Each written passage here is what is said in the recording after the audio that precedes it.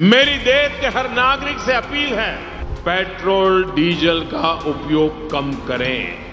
प्रधानमंत्री नरेंद्र मोदी ने पिछले दिनों लोगों से पेट्रोल और डीजल के संयमित इस्तेमाल की बात क्या कही, लोगों ने इसका अलग ही मतलब निकाल लिया। सोशल मीडिया से आम जनता तक लोग ये कहने लगे कि देश में पेट्रोल और डीजल की कमी हो गई है। इतना ही नहीं, कुछ लोग यहाँ तक कहने लगे कि देश में जल्द ही कोटा सिस्टम लागू होने वाला है। अफवाहों से लोग परेशान थे। इस बीच भारत के आम आदमी के लिए राहत भरी खबर आई है। पेट्रोलियम मंत्री हरदीप सिंह पुरी ने देश में ईंधन की कमी और संभावित लॉकडाउन को लेकर चल रही तमाम अटकलों और अफवाहों को सिरे से खारिज कर दिया है।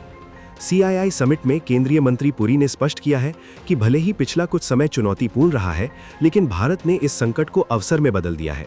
उन्होंने देश के ऊर्जा भंडार और तेल की कीमतों को लेकर स्थिति साफ की है। हरदीप पुरी ने कहा कि हमें ऐसी अफवाहों को खत्म करने की जरूरत है। कल कोई लॉकडाउन नहीं लगने जा रहा है। ये सब सिर्फ मिथक है और इनकी सच्चाई से कोई लेना देना नहीं है। मंत्री ने देशवासियों को भरोसा दिलाया कि भारत के पास पर्याप्त मात्रा में तेल और गैस का भंडार है। उन्होंने आंकड़ों के साथ बताया कि भारत के पास कच्चे तेल का 60 दिनों का पर्याप्त स्टॉक है। इसके साथ LNG का 60 दिनों का बैकअप और LPG का देश में 45 दिनों का स्टॉक मौजूद है। मंत्री ने कहा कि इंटरनेशनल एनर्जी एजेंसी के 90 दिनों के मानक के मुकाबले भारत के पास फिलहाल 76 दिनों का भंडार है। उन्होंने संकेत दिया कि भविष्य के लिए हम इस भंडार को और बढ़ाएंगे। And I'm going to conclude this by saying we have 60 days of crude, which is the maximum we need. We have 60 days of LNG and we have 45 days of LPG. So there's no problem on the supply side. So why this panic since yesterday or a day and a half? Please see what the Honorable Prime Minister has actually said. And let's not put a bizarre construct on it.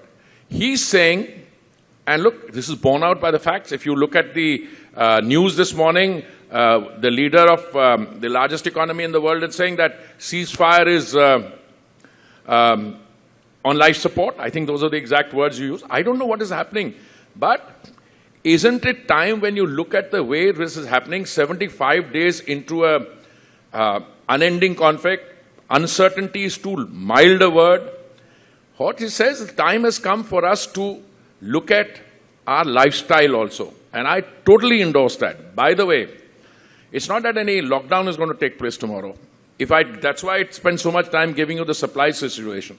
But surely, if you look at the fiscal situation, if you look at the fact that my oil companies are losing what? 1,000 crores every day, that the under recovery is going to be what? 198,000 crores, 2 lakh crores nearly.